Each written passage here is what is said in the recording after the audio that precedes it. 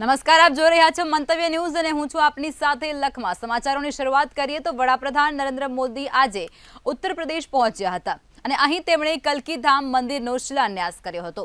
શ્રી કલ્કીધામ મંદિર પરિસર 5 એકરમાં ફેલાયેલું હશે। જોઈએ આ સમગ્ર વિગત અમારા વિશેષ અહેવાલમાં।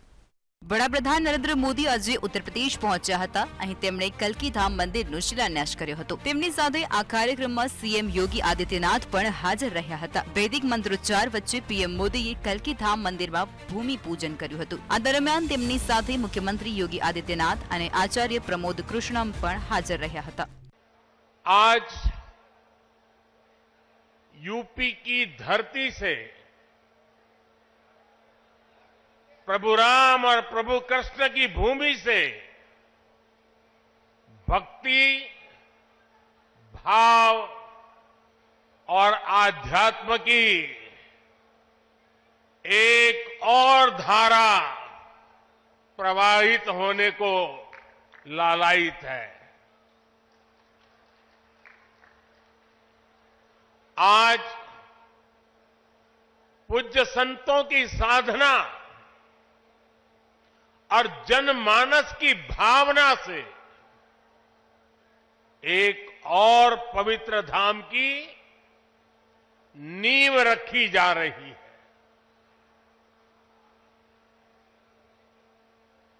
अभी आप संतों आचार्यों की उपस्थिति में मुझे भव्य कल्कीधाम के शिलान्यास का सौभाग्य मिला है।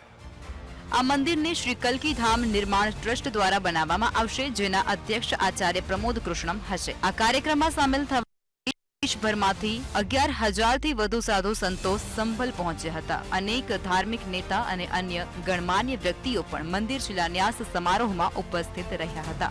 मुझे विश्वास है कि कल्कीधाम भारतीय आस्था के एक और विराट केंद्र के रूप में उभर कर सामने आएगा। मैं सभी देशवासियों को और विश्व के सभी श्रद्धालुओं को शुभकामनाएं देता हूं। શ્રી કલ્કીધામ મંદિર પરિસર 5 એકરમાં ફેલાયેલું હશે। તેનું નિર્માણ કાર્યક્રમ 5 વર્ષમાં પૂરું કરવાનું લક્ષ્ય રાખવામાં આવ્યું છે। આ મંદિરનું નિર્માણ પણ બંસી પહાડપુરના ગુલાબી પથ્થરો વડે કરવામાં આવશે। સોમનાથ મંદિર અને અયોધ્યાનું રામ મંદિર પણ બંસી પહાડપુરના પથ્થરોનું બનેલું છે। મંદિરનું શિખર 108 ફૂટ હશે, જેમાં સ્ટીલ કે લોખંડનો ઉપયોગ નહીં કરવામાં આવે। કલ્કીધામ મંદિરમાં 10 ગર્ભગૃહ હશે, જેમાં ભગવાન વિષ્ણુના 10 અવતારનો વિગ્રહ સ્થાપિત કરાશે। कि 18 साल की प्रतीक्षा के बाद आज ये अवसर आया है। वैसे भी आचार्य जी कई ऐसे अच्छे काम हैं जो कुछ लोग मेरे लिए ही छोड़ करके चले गए हैं।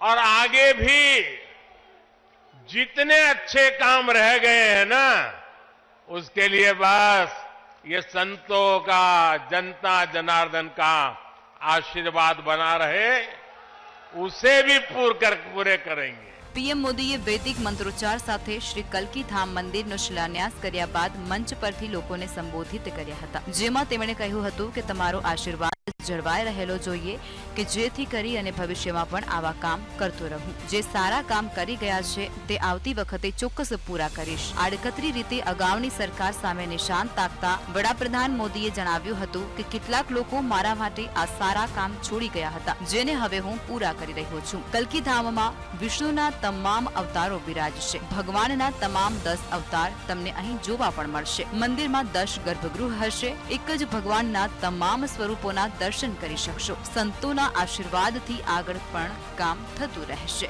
બ્યુરો રિપોર્ટ, મંતવ્ય ન્યૂઝ। કોંગ્રેસની ભારત જોડો ન્યાય યાત્રા ઉત્તર પ્રદેશ પહોંચી છે।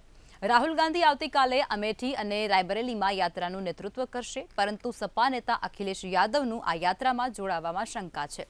સપા અને કોંગ્રેસ વચ્ચે સીટ વહેંચણીનો મુદ્દો ઉઠાવવામાં આવ્યો છે। અખિલેશ યાદવે જણાવ્યું હતું કે અત્યારે વાતચીત ચાલી રહી છે અને જે ક્ષણે સીટોની વહેંચણી થશે સમાજવાદી પાર્ટી કોંગ્રેસની ન્યાયયાત્રામાં સામેલ થશે। ઉપરાંત અખિલેશે પેપર લીક મુદ્દે કહ્યું હતું કે લગભગ 60 લાખ યુવાનોએ પરીક્ષા આપી છે અને પેપર લીક થયાના સમાચાર મળી રહ્યા છે।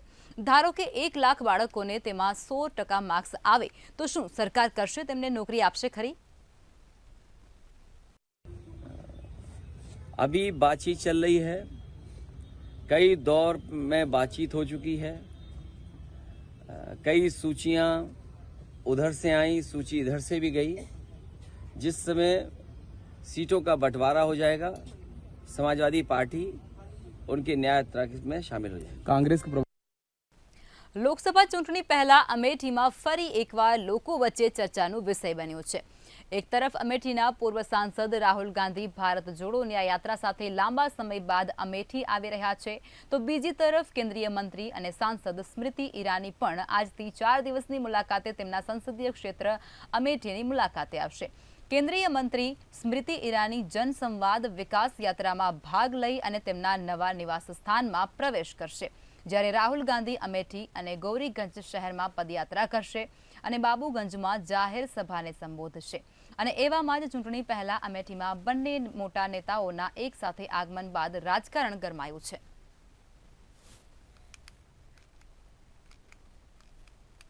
મધ્યપ્રદેશના પૂર્વ મુખ્યમંત્રી અને કોંગ્રેસના વરિષ્ઠ નેતા કમલનાથ ભાજપમાં જોડાવાના હોવાના અટકળો વહેતી થયા બાદ 2 દિવસથી રાજકારણમાં ખળભળાટ મચી રહ્યો છે। જોકે કમલનાથે ગઈકાલે તમામ અટકળોનો જવાબ આપતા જણાવ્યું હતું કે જો આવું થશે તો બધાને ખબર પડી જશે, પરંતુ મારે હજુ સુધી કોઈની સાથે કંઈ વાતચીત થઈ નથી। તેમના આ નિવેદન બાદ તેમણે કોંગ્રેસમાં જ હોવાનો અને ભાજપમાં હું નથી જ જવાનો હોવાનું ભારપૂર્વક ન કહેતા હજુ પણ કોંગ્રેસ પર સંકટના વાદળો ઘેરાતા જોવા મળી રહ્યા છે। આ દરમિયાન તેઓ ભાજપમાં જોડાયા નથી એવું સૂત્રોએ ટાંકી અને કહેવાય રહ્યું છે। જોકે તેમના પુત્ર નકુલનાથ અને કોંગ્રેસના કેટલાક ધારાસભ્યો ભાજપમાં સામેલ થઈ શકે છે। કેટલીક રાજકીય અટકળો મુજબ કમલનાથની રાહુલ ગાંધી સાથે વાતચીત પણ થઈ છે, જેમાં તેમણે પાર્ટીમાં જ રહેવાનો નિર્ણય કર્યો છે। ત્યારે અગાઉ કોંગ્રેસના વરિષ્ઠ નેતા દિગ્વિજયસિંહે ભારપૂર્વક જણાવ્યું હતું કે મારી કમલનાથ સાથે વાતચીત થઈ છે અને તેઓ આવો નિર્ણય લેવાના નથી।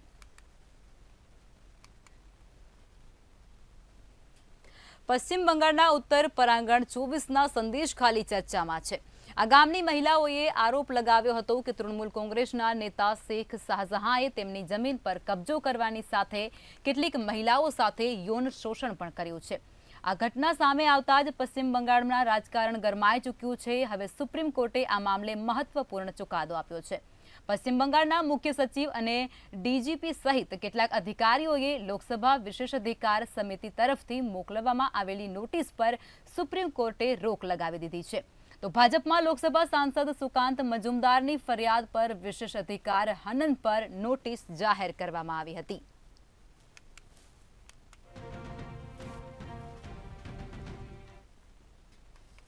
ઈડીએ દિલ્હીના મુખ્યમંત્રી અરવિંદ કેજરીવાલ વિરુદ્ધ ફરિયાદ દાખલ કરી છે। એન્ફોર્સમેન્ટ ડિરેક્ટરોને સોમવારે કેજરીવાલ સામે જારી કરાયેલા પ્રથમ 3 સમન્સના ઇરાદાપૂર્વક અવગણના માટે ફરિયાદ દાખલ કરી છે। ઈડીના સૂત્રોના જણાવ્યા અનુસાર આ કેસની સુનાવણી કરતી દિલ્હીની કોર્ટે તેને સંજ્ઞાન લીધું છે અને પ્રાથમિક દ્રષ્ટિએ એવું માન્યું છે કે કેજરીવાલે ગુનો કર્યો છે, જેના માટે તેની સામે કાર્યવાહી થઈ શકે છે। ઈડીએ આપના કન્વીનર કેજરીવાલ વિરુદ્ધ આઈપીસીની કલમ 174 હેઠળ ફરિયાદ દાખલ કરી છે અને આરોપ લગાવ્યો છે કે તેમણે તેમને જારી કરાયેલા પ્રથમ 3 સમન્સનો જાણી જોઈ અને અનાદર કર્યો હતો। કોર્ટે હવે દિલ્હીના મુખ્ય પ્રધાનના આ 3 સમન્સને જાણી જોઈ અને અવગણના કથિત ગેરકાયદેસર કૃત્ય પર નિર્ણય લેશે। जो भी कानून संगत है वो हम जवाब दे रहे हैं। अब तो उन्होंने केस कर दिया है, कोर्ट में केस है, उसके नतीजे जो आएंगे उसका इंतजार करना चाहिए ईडी को, कोई भी फ्रेश समन जारी करने के पहले। ખાલિસ્તાની આતંકી ગુરવંતપંત સિંહ પન્નુ હરિયાણાના બોર્ડર પર પ્રદર્શન કરતા ખેડૂતોને ઉપવાસનો પ્રયાસ કરી રહ્યો છે। તેને ખેડૂતોની સરકાર સાથે ચર્ચા પહેલા એક વિડીયો જાહેર કરી અને જણાવ્યું હતું કે કરતારપુર સરહદ પર હથિયાર છે, તેનાથી પંજાબ અને હરિયાણાની પોલીસ પર હુમલો કરી દો। જોકે પોલીસ તરફથી હજુ સુધી કોઈ ઓફિશિયલ નિવેદન સામે નથી આવ્યું। અત્યારે ખેડૂતોની દિલ્હી કૂચને 2 દિવસ માટે ટાળી દેવામાં આવી છે। પન્નુએ એક વિડીયો જાહેર કરી અને હરિયાણાની સાથે પંજાબની સરહદ પર શંભુ અને ખનૌરી બોર્ડર પર પ્રદર્શન કરતા ખેડૂતોને કતારપુર સરહદ પર હથિયારોનો ઉપયોગ કરી પોલીસ અધિકારીઓ પર હુમલો કરવાનો આગ્રહ કર્યો હતો. પન્નુએ કહ્યું કે પોતાની માંગોને પૂર્ણ કરવા માટે કેન્દ્ર સરકાર પર દબાણ બનાવવામાં આવે.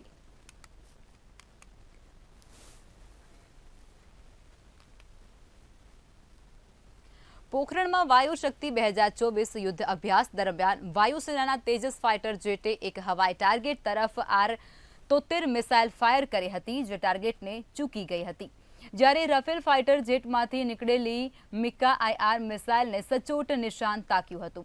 હવે સવાલ એ ઉઠી રહ્યો છે કે શું R-73 મિસાઇલનો ઉપયોગ ભવિષ્યમાં ચાલુ રાખવો જોઈએ કે પછી તેની જગ્યાએ કોઈ અન્ય સ્વદેશી કે પછી વિદેશી હથિયારનો ઉપયોગ શરૂ કરવામાં આવે.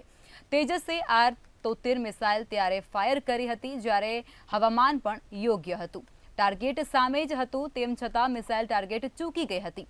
એવું લાગે છે કે તેનું ફ્યુઝ ટ્રિગર નહોતું.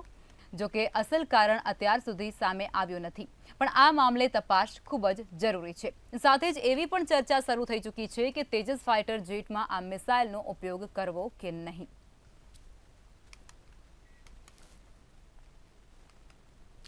પશ્ચિમ રાજસ્થાનના રણ મેદાનોને અડી અને આવેલા ભારત પાકિસ્તાન આંતરરાષ્ટ્રીય સરહદ પર સ્થિત પોખરણ જેસલમેર ફાયરિંગ રેન્જમાં ભારતીય વાયુસેના દ્વારા વાયુશક્તિ 24 કવાયતનું આયોજન કરવામાં આવ્યું હતું. વાયુશક્તિ 24ના યુદ્ધ અભ્યાસ દરમિયાન સમગ્ર ફાયરિંગ રેન્જમાં યુદ્ધ જેવું વાતાવરણ જોવા મળ્યું હતું, જાણે કોઈ વાસ્તવિક યુદ્ધ ચાલી રહ્યું હોય.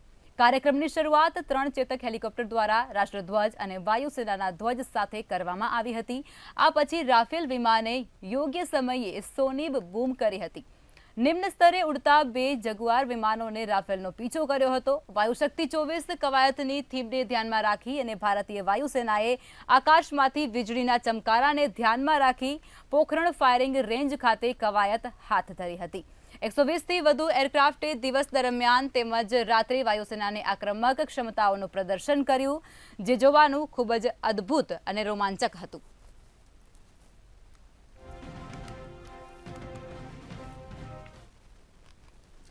દિલ્હીના શાહબાદ ડેરી વિસ્તારમાં ભીષણ આગની ઘટનાનો એક વિડીયો સામે આવ્યો છે. આગમાં આશરે 130 જેટલા ઝૂંપડા લપેટમાં આવી ગયા છે. દિલ્હી ફાયર બ્રિગેડના જણાવ્યા અનુસાર આ ઘટના રાત્રે આશરે 10 વાગ્યે બની હતી. ઘટના સામે આવ્યા બાદ ફાયર બ્રિગેડની ટુકડી પણ ઘટના સ્થળે પહોંચી ગઈ હતી. આગ ભીષણ હોવાને લીધે 130 ઝૂંપડા સળગી જતા સેંકડો લોકો બેઘર બની ગયા હતા.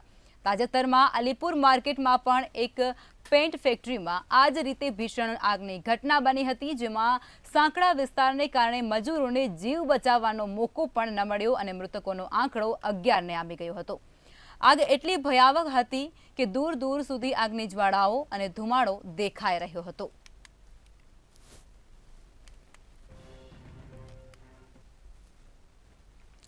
NSE નિફ્ટીએ સ્થાનિક શેરબજારમાં નવા ઓલ ટાઈમ લેવલ પર પહોંચી અને નવો રેકોર્ડ નોંધાવ્યો છે.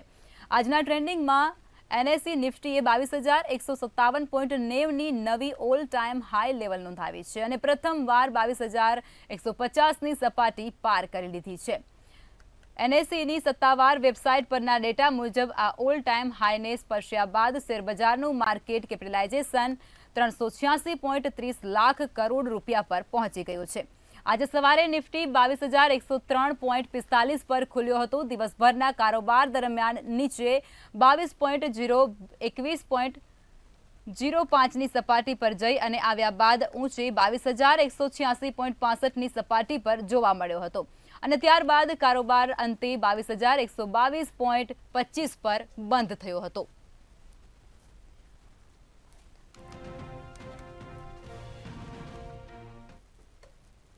ટાટા જૂથની કંપનીનો રોકાણકારોની સંપત્તિમાં વધારો કરી રહી છે. એક વર્ષમાં ટાટા જૂથની માર્કેટ વેલ્યુ એટલી વધી ગઈ છે કે પાકિસ્તાનના અર્થતંત્રને પાછળ છોડી દીધું છે.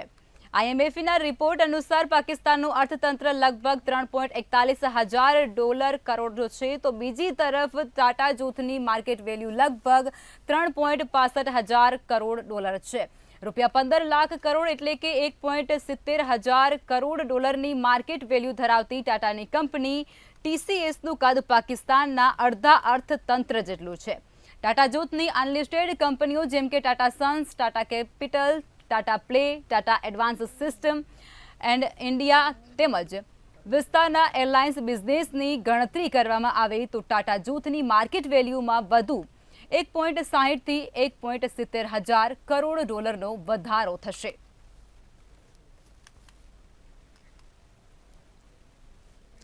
ચીનના હવામાન વિભાગે રવિવારે એટલે કે 18 ફેબ્રુઆરી 2024 3 અલગ અલગ જાહેર કર્યા છે, જેમાંથી પહેલું ઝડપથી તાપમાન ઘટવું, બીજું ભયંકર હિમવર્ષાનું અને ત્રીજું રેતીના વાવાઝોડાનું. હાલમાં ચીનમાં નવા વર્ષનો તહેવાર ચાલી રહ્યો છે. લોકો પોતાના ઘરે જવા રવાના થઈ રહ્યા છે, ત્યારે લોકોને સતર્ક રહેવાની અપીલ કરાય છે. ચીનના નેશનલ મેટીરોલોજિસ્ટ સેન્ટરે જણાવ્યું છે કે ભયંકર ઠંડી પડવાને કારણે અને તેને માટે ઓરેન્જ એલર્ટ જાહેર કરાયું છે. આ બીજા લેવલથી સૌથી ખતરનાક એલર્ટ છે. તાપમાનમાં ભારે ઘટાડો થયો છે. આગામી સમયમાં પણ ઘટાડો થશે. ઓછામાં ઓછા 8 થી 12 ડિગ્રી સેલ્સિયસનો ઘટાડો થશે. ખાસ કરીને ઉત્તર ચીન, ઇનર મંગોલિયા, ઉત્તર પૂર્વ ચીન અને મધ્યમાં જેમ કે હુબેઈ અને હુનાના પ્રાંતમાં ભયંકર હિમવર્ષા અને ઓછા તાપમાનની આગાહી કરવામાં આવી છે.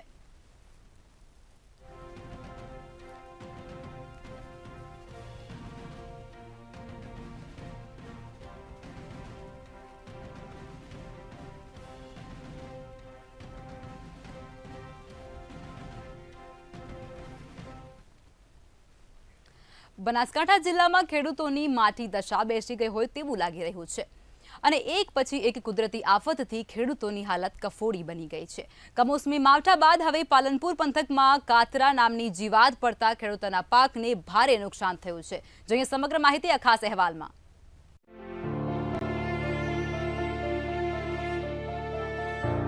પાલનપુર પંથકમાં ખેડૂતો પર જાણે કે કુદરતે કહેર વરસાવ્યો હોય તેવી સ્થિતિ સર્જાઈ છે. પહેલા કમોસમી માવઠા બાદ હવે પાકમાં કાતરા નામની જીવાતનો ત્રાસ સહન કરવાનો વારો આવ્યો છે. પાલનપુર પંથકમાં ખેડૂતોએ આ વર્ષે એરંડા, રાયડો, રાજગરા સહિતના પાકનું વાવેતર કર્યું છે. સારું ઉત્પાદન અને નફાની આશાએ ખેડૂતોએ મોંઘાદાટ બિયારણો લાવી દિવસ રાત મજૂરી કરી અને પાક તૈયાર કર્યો. પરંતુ અગાઉ થયેલા કમોસમી માવઠાએ ખેડૂતોની આ આશા પર પાણી ફેરવી દીધું હતું અને એ વખતે ખેડૂતોને 30 થી 40% જેટલું નુકસાન થયું હતું. અને ત્યારબાદ કાતરા નામની જીવાતથી એરંડાના પાકને નુકસાન થતા ખેડૂતોએ મોંઘા ભાવની દવાઓ લાવી છંટકાવ કર્યો છે. જો કે ફરીવાર પાલનપુરના ગઢ, જગાણા સહિતના આજુબાજુના ગામના ખેતરોમાં કાતરા નામની જીવાત પડી ગઈ છે. ખેડૂતોએ દવા લાવીને છાંટી ત્યાં સુધી તો આ જીવાતે ખેતરમાં તૈયાર થયેલા પાકને સફાયો કરી દીધો છે, જેને લઈને ખેડૂતોની હાલત કફોડી બની છે. એરંડાના પાકમાં સતત બીજી વાર ઈયળ પડતા પાકોના સફાયો થઈ જતા ખેડૂતોને પડતા પર પાટું જેવી હાલત થઈ છે. ખેડૂતોએ સરકાર પાસે સર્વે કરાવી સહાયની માંગ કરી છે. એરંડાના પાકમાં પરિસ્થિતિ એવી છે કે એક વાર નહીં પડે, એક વારથી 2 વાર પડી છે ઈયળ. કમોસમી વરસાદના હિસાબે એરંડા ભાગી ગયા છે. પહેલાં ઈયળ પડી, અમે મોંઘા ભાવની દવાઓ નાખી, ફેર મટી, ફેર પાછી આવી છે. એટલે સરેરાશ એરંડાનો પાક ખરેખર નિષ્ફળ જ ગયો છે. માંગ કે ખરેખર સાચો સર્વે કરીને સરકાર અમને કોઈ બી વળતર રૂપે સહાય કરે એવી અમારી માંગ છે. એરંડોની અંદર એક વખત એરંડોનું વાવેતર કર્યા પછી આ મોસમી વરસાદ આવવાથી એરંડા ભાગી ગયા હતા. 50% ઉપર એરંડોનો 40% એરંડા ઊભા હતા. એની અંદર એક વખત ઈયળ આવી અને નિષ્ફળ ગયા. વળી દવાઓ છંટકાવ કરી અને એરંડોનો પાક લેવા માટે વળી ઉપયોગ કર્યો, પણ બીજી વખત ઈયળ આવવાથી એરંડાનો ડોરો થઈ ગયા છે. બિલકુલ ગોટા નહીં રાખ્યા, પત્તાય નહીં રાખ્યા. તો એને અમે સરકારને વિનંતી કરે કે અમને વળતરરૂપી કંઈ આપે તો અમારા છોકરોનું ભરણ પોષણ થાય અને વળતરરૂપી કોઈ બી સરકાર. ખેડૂતોએ જણાવ્યું હતું કે અમારા વિસ્તારમાં અગાઉ કમોસમી વરસાદના કારણે એરંડાના પાકને 30 થી 40% જેટલું નુકસાન થયું છે. જો કે સર્વે પણ કરવામાં આવ્યો હતો, પરંતુ સરકાર દ્વારા કોઈ જ સહાય ચૂકવવામાં આવી નથી અને ત્યારબાદ કાતરા નામની જીવાત એરંડાને નુકસાન કર્યું છે. ત્યારે મોંઘા ભાવથી દવાઓ છાંટી પાકને બચાવવા માટેના પ્રયાસો કર્યા હતા, પરંતુ જાણે ખેડૂતો ઉપર કુદરત રૂઠી હોય તેમ ફરીથી કાતરા નામની જીવાત પડતા એરંડાના પાકોનો સફાયો થઈ જવા પામ્યો છે. ત્યારે સરકાર દ્વારા સર્વે કરી કોઈ સહાય આપે તેવી માંગ કરવામાં આવી રહી છે. અમારે સરકારને વહેલા એરંડામાં વરસાદ આવ્યો, અમારા એરંડા બધા ભાઈ ગયા. એરંડા ભાઈ ગયા એટલે બધા સરકારને સર્વે કર્યો અને ખોટી એક પેલી કરી ગયા કે ભાઈ આ સર્વે કર્યો અને સહાય મળશે ખેડૂતો. એમાં કોઈ સહાય મળવા પાત્ર થઈ નથી આજ સુધી, બરાબર. એના પછી આ કાતરોનો ઉપદ્રવ આવ્યો. એ કાતરોના ઉપદ્રવની અંદર અમે મૂકી દવાઓ લાવી, દવાઓ છંટકાવ કર્યો દવાઓનો, છતાં પણ એરંડા પેલી ઈયળો કોઈ મરી ના, અને અમારા એરંડા હાવ એમ કે ખેડૂતોને મોટા પાકનું નુકસાન જ થયું.